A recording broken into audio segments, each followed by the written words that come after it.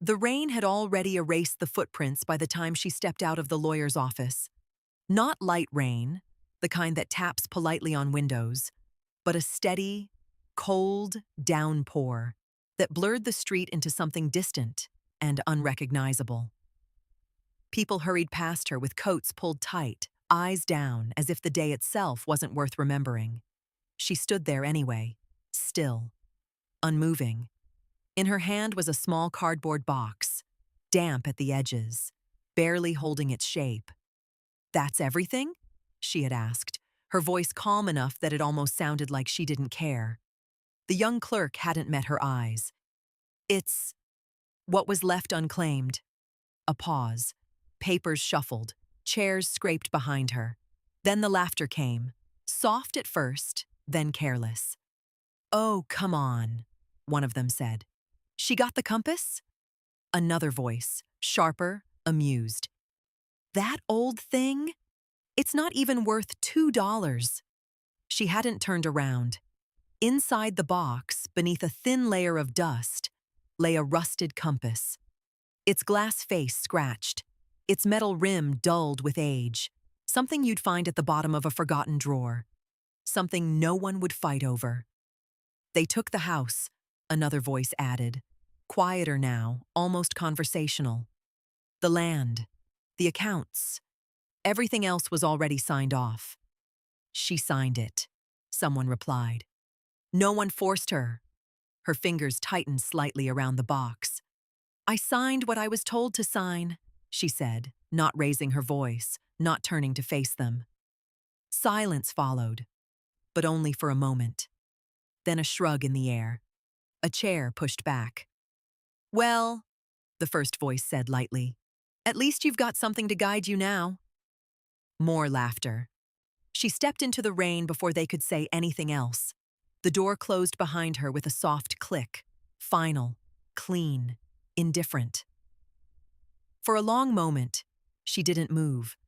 The water soaked through her coat, ran down her sleeves, slipped between her fingers. The box grew heavier, the cardboard bending under the weight of something so small it should have meant nothing at all. Slowly, she opened it. The compass rested in her palm, colder than she expected. For years, she had been told where to go, what to sign, what was safe, what was fair. She had followed directions her whole life, given, not chosen. And now, this. She let out a breath she didn't realize she'd been holding. "Is this all that's left?" she murmured, more to herself than to the storm. The needle inside the compass trembled. Not toward north. Not toward anything she recognized. It turned slowly, deliberately, then stopped, pointing somewhere else. Her brow tightened just slightly. "That's not right," she whispered. But it didn't move back, not even when she tilted it, not even when the rain hit harder, blurring her vision. For the first time that day, something shifted behind her eyes. Not grief, not anger, but something quieter, something uncertain, something like a question. She closed her fingers around the compass, and without fully understanding why, she didn't let go. That night, the rain didn't stop. It pressed against the windows like something that refused to leave, tapping, sliding, whispering against the thin glass of the small room she now called hers. A place rented by the week. A place no one planned to stay in. She sat at the edge of the bed, still wearing the same damp coat, the cardboard box resting beside her. For a long time, she didn't open it again, because opening it meant accepting that this small, rusted compass was all that remained after a lifetime of saying yes. Yes, to signatures she didn't fully read. Yes to decisions explained too quickly. Yes to people who said, "Trust me, it's for your own good." Her fingers moved slowly, almost reluctantly, until they found the edge of the box. She lifted the compass. It felt heavier now, not in weight, but in meaning. "You signed it willingly." The words came back, clear as if the voice were sitting across from her again. She exhaled, shaking her head faintly. I signed what I was told was safe, she said into the empty room. There had been meetings, papers spread neatly across polished tables, pens placed exactly where her hand would reach, smiles that reassured, voices that softened every explanation. You won't have to worry about anything anymore. Everything is taken care of. All you need to do is sign here. And she had. Because that's what she had always done. Trusted the people who spoke with certainty. Trusted the ones who sounded like they knew better. The rain grew louder. She looked down at the compass again. For a moment, it was still. Then, slowly, almost too slowly to notice, the needle shifted. Not north, not south. It turned, then stopped, pointing somewhere unfamiliar. Her brow furrowed. No, she murmured, tilting it slightly. That's not how this works. She adjusted her grip, turned it again. The needle resisted, then returned to the same direction. Steady, certain. A faint crease formed between her eyes. Why? She whispered. There was no answer, of course. Just the quiet hum of the room, the rain against the glass, the distant sound of a car passing by without slowing down. But something in her chest tightened. Not with fear, not quite, with recognition. Because for years, nothing had pointed clearly. Every choice had come through someone else's voice. Every direction filtered, softened, decided before it ever reached her. And now, for the first time, something wasn't asking. It was telling. She stood up slowly, the movement deliberate, as if testing a decision she hadn't made yet. The floor creaked beneath her feet. You're broken, she said softly to the compass. But her hand didn't put it down. Outside, the rain blurred the world into streaks of gray. Inside, the needle didn't move. It held its direction, unwavering. She stared at it for a long moment, her fingers tightening just slightly. Then, quieter than the storm, quieter than the years she had spent saying yes. What if you're not? By morning, the rain hadn't softened. It had deepened, turning the roads into long stretches of mud, the sky into a low, endless gray. Most people would have stayed inside, waited it out, let the day pass without asking anything of them. She didn't. The compass rested in her palm as she stepped off the narrow sidewalk and onto a path that wasn't really a path anymore. You're actually going out in this? The voice came from behind her. A man standing under the awning of a small convenience store, coffee in one hand, disbelief in the other. She didn't turn at first. It'll clear up, he added, as if offering something helpful. No point in getting lost over nothing. She glanced back just once. I've been lost before, she said quietly. This doesn't feel the same. He let out a short laugh. Following a broken compass in the rain? That sounds exactly the same. Her fingers closed around it, steady. It's the first thing that's been honest with me. He didn't have an answer for that. She walked on. The town faded behind her faster than she expected.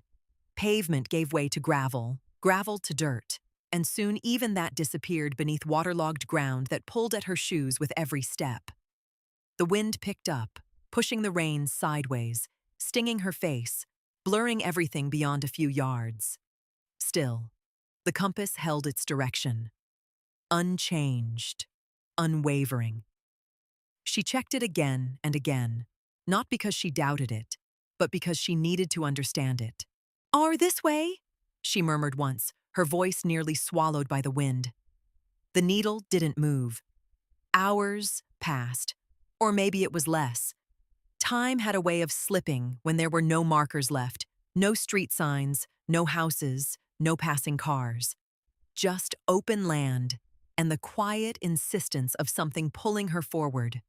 At some point, she realized she had crossed into a place she didn't recognize. No fences, no roads, no indication anyone had been there in years. "This isn't right," she said under her breath, stopping for the first time.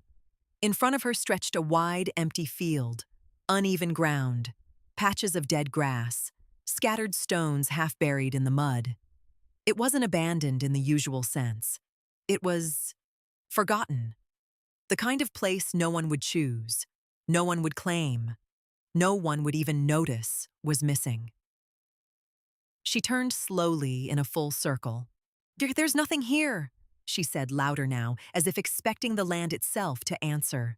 The wind responded, nothing else. Her grip tightened around the compass. Then why here? For a moment, just a moment, doubt slipped in. Maybe the man was right. Maybe it was broken. Maybe she had walked all this way for something that had no meaning at all. She looked down one last time. The needle hadn't shifted, not even slightly. It pointed, not just forward, but precisely, to a single spot ahead. Her eyes followed it, narrowing. At first, she saw nothing. Then, just beyond a cluster of uneven stones, something felt off. Not visible, but wrong. She took a slow step forward, then another. The rain softened slightly, just enough for the ground to come into focus. And that's when she saw it. The earth there wasn't like the rest. It had sunk, just barely. Like something beneath it had been waiting. The ground shouldn't have looked like that. Not in the middle of an empty field no one remembered. She stood over the shallow dip, rain tracing thin lines down her face, her breath slowing as something unfamiliar settled in her chest. Not fear, not yet. Recognition. This wasn't natural, she said softly. The soil had sunk, but not randomly. The edges curved too evenly, too deliberately, as if something beneath it had given way in a shape that once held structure. Around it, the stones weren't scattered. They were placed. Subtle. Easy to miss unless you were looking for a pattern. She crouched, brushing mud away with the side of her hand. The earth was softer here, recently disturbed. Her fingers paused. Someone's been here. The words sounded strange out loud, like they didn't belong to her. And for years, she had been the one told what things were, explained to, guided. Now, she was the one seeing it first. She glanced at the compass. The needle pointed directly at the center of the dip. Unmoving. Unquestioning. Not a mistake, she murmured. A gust of wind pushed against her, flattening the wet grass around her feet. For a moment, she considered stepping back, leaving it, telling herself it was just erosion, just rain, just land settling into itself. But the longer she looked, the less it felt like chance. She reached for a loose stone near the edge and pulled it free. It came away too easily. Beneath it, the ground was darker, packed tighter, as if it had once been covered on purpose. Her heartbeat shifted, slower, heavier. This was hidden, she said. Not lost, not forgotten. Hidden. And the difference settled over her like the rain, quiet, persistent, impossible to ignore. She dug again, this time with more intention. Another stone, then another.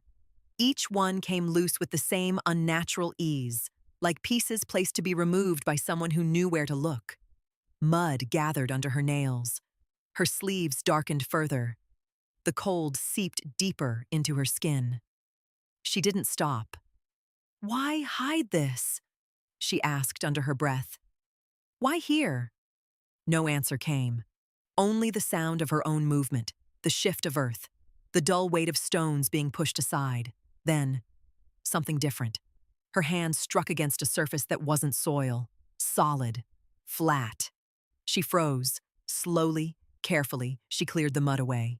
Wood, weathered, but intact. A panel. Her breath caught, just slightly. "No," she whispered. This wasn't a collapse. This wasn't time or weather or chance. This was built, placed, covered. Her hand rested on the edge of the wooden surface, fingers trembling, not from the cold, but from the realization settling in. Someone had made this. Someone had hidden it. And somehow, something had led her straight to it. For a long moment, she didn't move her hand. The rain softened above her, as if the sky itself had stepped back to watch. Her fingers rested on the wooden panel, feeling the grain beneath the mud. Old, worn, but deliberate. Not driftwood, not debris. A door. "No one builds this by accident," she said quietly. The words steadied her. She shifted her grip and pushed. At first, nothing happened. The wood resisted, sealed by time, by weight, by whatever had been meant to keep it closed. She leaned in harder, her shoulder pressing forward, Jai's breath tightening. "Come on." The panel gave, not suddenly, but slowly, with a low, strained creak that cut through the quiet field. Mud loosened along the edges. One corner lifted, then another. The smell came first. Damp earth, mixed with something older. Not decay, not neglect. Presence. She stepped back instinctively, her pulse rising. "This wasn't abandoned," she whispered. Carefully, she cleared more of the edges, pulling the panel higher until it shifted enough to reveal the darkness beneath. A narrow opening, just wide enough for a person to climb down. She stared into it. No light, no movement, only a stillness that didn't feel empty. Her hand tightened around the compass. The needle pointed down, not forward anymore. Down. A faint, disbelieving breath left her lips. "You're telling me to go in." The words hung in the air. I unanswered. For years, she had followed instructions without question, signed where she was told, stepped where paths had already been cleared for her. But this wasn't a direction given by someone else. This was a choice. She looked back once, across the empty field, the blurred horizon, the distant outline of a world that had already taken everything it could from her. There was nothing waiting for her out there. Only this unknown space beneath her feet. She swallowed. Then, slowly, she lowered herself down. The wood groaned slightly under her weight as she eased into the opening, her shoes finding the first solid surface below. A ladder, not new but intact, guided her descent. One step, then another. The air changed as she moved deeper, cooler, quieter, carrying a faint stillness that pressed gently against her skin. Her feet touched the ground. She paused, listened. Nothing. No wind, no rain, no distant sound of passing life. Only silence. Her eyes adjusted gradually, shapes forming in the dimness. A small room, not rough, not temporary, built. There was a table, simple, wooden, worn at the edges. A chair, slightly pulled back, as if someone had left it that way. Shelves along the wall, holding boxes sealed with care, not scattered, not forgotten. Arranged. Her breath slowed. "This wasn't hidden to disappear," she said softly. "It was hidden to be found." She stepped forward, her hand brushing the surface of the table. Dust lifted, but not thickly, not years of neglect. Less than that. Her gaze shifted to the nearest box, closed, waiting. For a moment, she hesitated. Then, with steady hands, she opened it. Inside. Not gold, not money. Papers. Stacks of them, neatly bound. Her brow furrowed. "That's it?" she murmured. But something about the way they were kept, the precision, the care, made her reach for the top file anyway. She lifted it, turned the first page, and froze. Her name was there, clear, undeniable, as if it had been waiting longer than she had. Her name shouldn't have been there. Not in a place no one was supposed to know existed. Not in a file sealed beneath the ground like something buried on purpose. She stared at it, unmoving. The paper trembled slightly in her hand, not from fear, but from something deeper. Recognition, slowly rising to the surface. "No," she whispered. But the letters didn't change. Her name, spelled correctly, printed clearly, not copied from memory, not guessed. Recorded. She turned the page. More documents followed, structured, dated. and organized with a precision that didn't belong to chance. Property records, transfer agreements, legal filings. Her breath tightened. "I've never seen these." The room didn't answer. She flipped faster now, the quiet urgency building with each page. Parcel maps, boundary lines, signatures. Her fingers stopped. There, at the bottom of a document she didn't remember signing, was her name again. But the signature, her jaw tensed. "That's not mine." She leaned closer, studying the curve of the letters, the pressure marks, the unnatural steadiness of it. "It looks like mine," she said slowly. But it's not. For years, she had signed papers without hesitation, trusting the explanation, trusting the people who placed them in front of her. But this wasn't hesitation. This was imitation. Her eyes lifted, unfocused, as memories began to rearrange themselves, meetings that moved too quickly, pages turned before she finished reading, hands guiding where to sign. "You don't need to go through all that," someone had said once, gently sliding the papers closer. "It's standard." Standard. The word echoed now with a different weight. She turned another page. A timeline unfolded, dates stretching back years, transfers made in sequence, ownership shifting in quiet increments, always legal on the surface, always clean, always final. Her name appeared at the beginning, then disappeared, replaced, moved, erased. Her breath caught. "This wasn't one decision," she said, her voice lower now. "This was planned.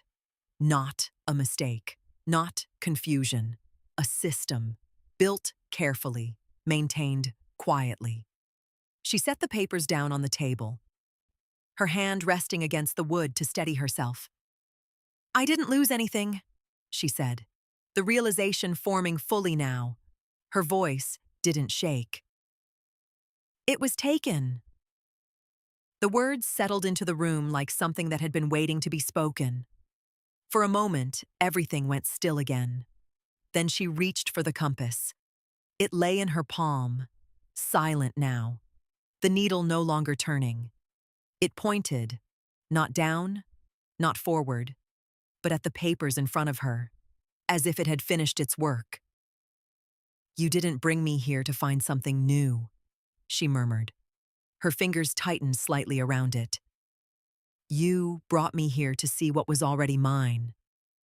She looked back at the documents, at the signatures, the patterns, the years of quiet removal disguised as consent. And for the first time, the loss she carried shifted into something else. Not grief, not confusion, clarity, slow, unforgiving, undeniable. She exhaled, steady now. "They thought I wouldn't understand," she said, a faint pause. "Or worse, that I wouldn't look." Her gaze lifted toward the opening above, where faint light filtered down through the rain-soaked world she had come from. They were wrong. She wasn't alone anymore. The realization came before the sound, before the faint vibration in the wood above, before the distant crunch of tires pressing into wet earth. Her hand stilled over the papers, listening. A second later, it came. Footsteps, muted, careful, but not uncertain. "They found it," she whispered. Or worse, they had always known.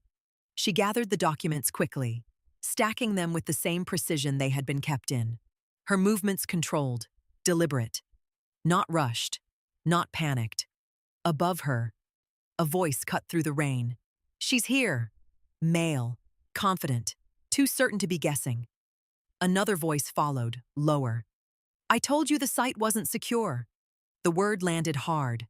Site, not field, not land. Site. Her jaw tightened. They didn't stumble onto this. They came back for it. The ladder creaked as someone shifted the panel above. Light broke through the narrow opening, spilling down in sharp lines across the floor. She didn't hide. She didn't move. She stood beside the table, the papers held firmly in her hands. A figure appeared at the top, silhouetted, rain behind him like a curtain. "Well," he said, looking down at her, his tone measured, "that saves us some time." She met his gaze without flinching. "You knew it was here." A faint smile touched his mouth, not amused, not kind. Controlled. We knew it was protected." Another man stepped into view behind him, scanning the space with quick, practiced eyes. "You weren't supposed to find it," the second man added. She let the silence sit for a moment before answering. "And yet," she said quietly, "I did." They exchanged a glance. The first man descended a few steps down the ladder, stopping just far enough to keep distance between them. "Let's make this simple," he said. "You've seen things that can be misunderstood." Her grip on the papers didn't loosen. "There's nothing unclear about a forged signature." The air shifted. The second man stepped forward slightly. "Careful," he said. "Words like that carry consequences." She tilted her head, studying him, not with fear, but with something steadier. "So does silence." A pause. The first man exhaled slowly, as if adjusting his approach. "We're not here to argue," he said. "We're here to resolve this." "Resolve?" she repeated. He nodded toward the documents in her hands. "Those records, out of context, they create confusion, legal complications, for everyone." "For me," she corrected. Another small pause. Then evenly, he said, "We can compensate you." There it was. Not denial, not surprise, an offer. She almost smiled, but didn't. "You already did," she said. The man frowned slightly. "I don't think you understand." "I understand exactly," she cut in, her voice still calm, still level. "You took everything you thought I wouldn't notice." The second man shifted, impatience breaking through. "This doesn't need to be difficult." "No," she agreed softly. It didn't. The silence that followed wasn't empty. It was tightening, measured. And for the first time since they arrived, the control they carried into the room began to slip. Because she wasn't asking questions anymore. She already had the answers. And they knew it. They didn't raise their voices. That was the first thing she noticed. No shouting, no threats thrown into the air. Just calm tones, controlled movements, careful words, like men who had spent years winning without needing to fight. But something had changed. Not in them. In her. "You're holding on to something that can't help you," the first man said, stepping fully into the room now. His shoes left faint marks on the floor, breaking a stillness that had lasted years. "Those documents don't mean what you think they mean." She didn't move. "They mean exactly what they say," she replied. "You just didn't expect me to read them." A flicker crossed his expression. Small, but there. The second man exhaled sharply. "Even if that were true," he said, "you have no context, no legal standing. You're looking at fragments." "Then explain them," she said. Silence, not hesitation, calculation. The first man tried again, softer this time. "You signed every transfer, every agreement. There's a record." "I trusted every explanation," she answered. "That's not the same thing." Her voice didn't rise, but it landed. For a moment, no one spoke. Then he shifted his weight slightly, adjusting his tone again, this time almost patient. "You're making this harder than it needs to be," he said. "There are processes for disputes like this. Long ones, expensive ones. You don't want to go through that." She studied him, so not as someone being warned, but as someone finally seeing clearly. "For years," she said slowly, "I didn't want to go through anything." Her gaze dropped briefly to the papers in her hands. "I signed. I stepped aside. I believed." Then she looked back up. "That's what made it easy for you." The second man's jaw tightened. "Careful." She didn't react to the word, didn't step back, didn't lower her eyes. "I was careful," she said. "Just not in the way you needed me to be." The rain above them softened, the sound fading into something distant, almost irrelevant. Because down here, the air had changed. The first man took another step forward. "Let's be realistic," he said. "Even if you try to challenge this, what do you have? A hidden room? Old files? That's not enough." She considered that. Not defensively. Honestly. Then, quietly, she set the stack of documents down on the table. One by one, she straightened them, aligned the edges, organized them, the same way they had been kept. "You're right," she said. A brief pause. Then she added, "It's not enough to argue." The two men exchanged a glance. Something uncertain passed between them, because she wasn't backing down, but she wasn't reacting either. She was choosing. She picked up the compass, held it between them. "For years, I followed directions," she said. "Given, explained, controlled." The needle remained still, steady. "This is the first time I followed something that didn't belong to you." Her eyes lifted to meet theirs. "And it didn't lead me to confusion." A quiet breath. "It led me to the truth." The words settled heavily in the room. Not dramatic, not loud, but final. The second man looked away first. Just for a second.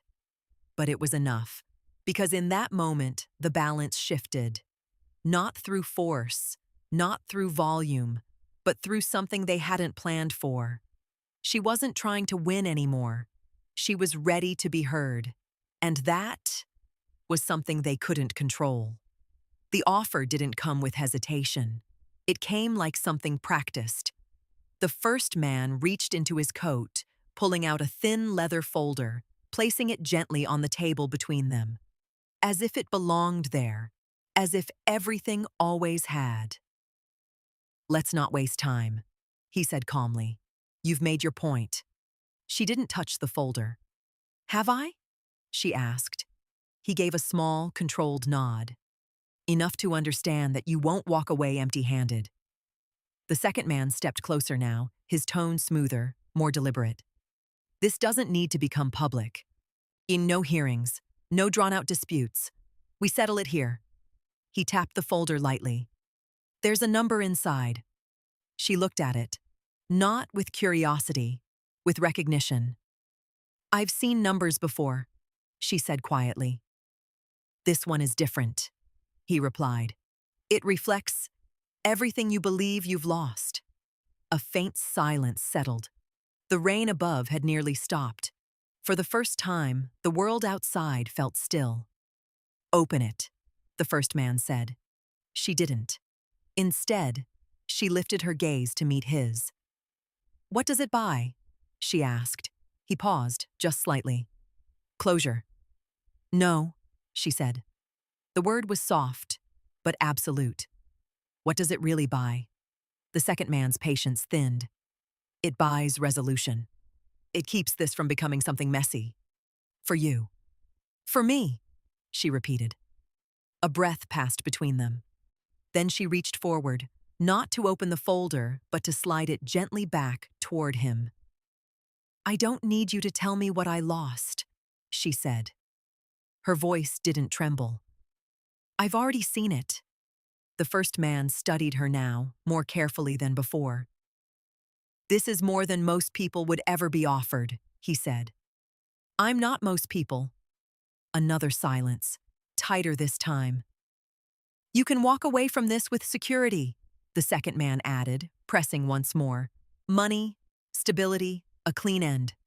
She shook her head faintly. "It wasn't clean when it started." The words landed heavier than anything else she'd said, because they weren't angry. They were true. The first man exhaled slowly, closing the folder with a quiet snap. "Then what do you want?" he asked. She didn't answer immediately.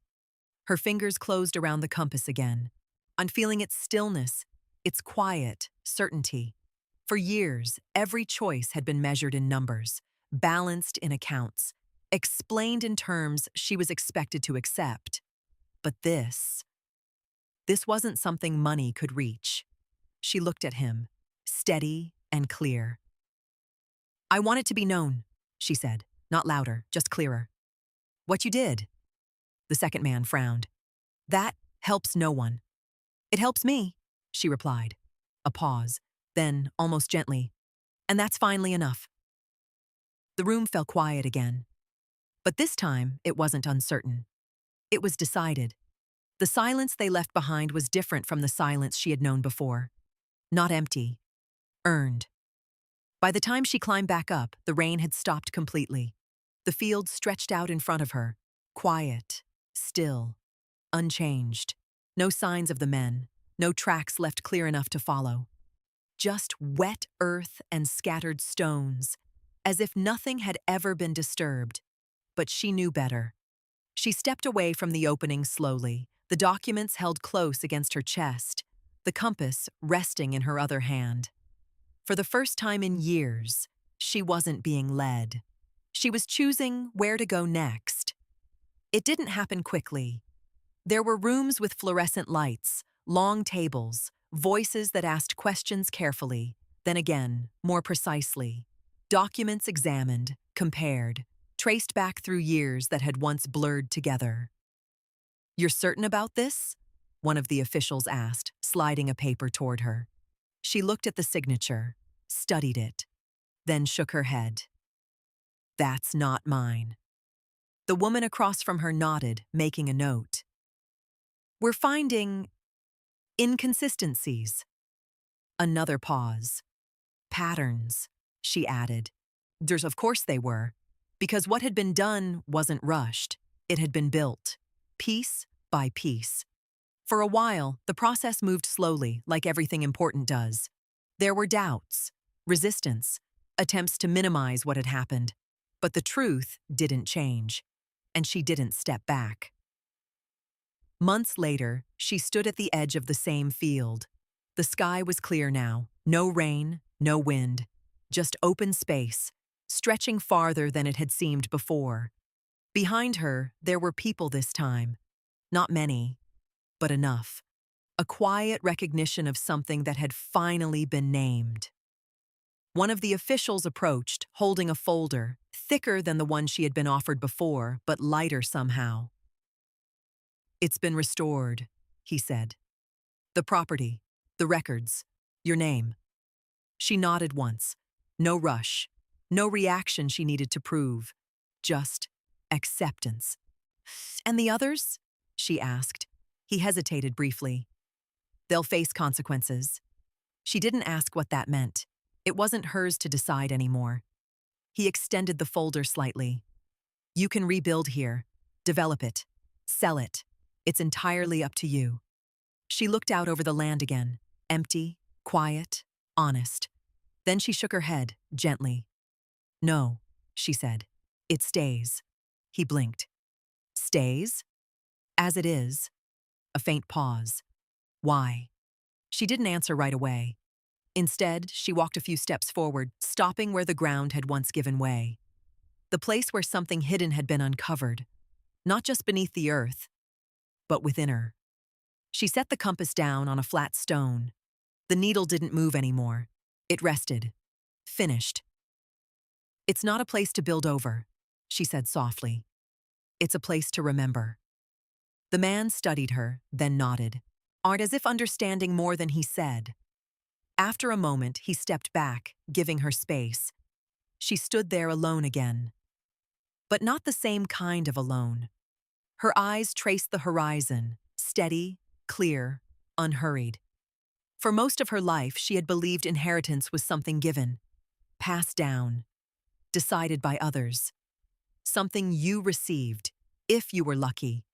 But standing there now, she understood something different, something quieter, stronger. "It was never about what they left me," she said, almost to the wind. Her gaze lowered briefly to the compass, then lifted again. "It was about what I was willing to see. A breath, calm, certain. And what I finally chose not to ignore. The field remained still, but for the first time, it didn't feel empty. It felt like truth. And that, more than anything they could have taken or offered, was the only inheritance that had ever been hers.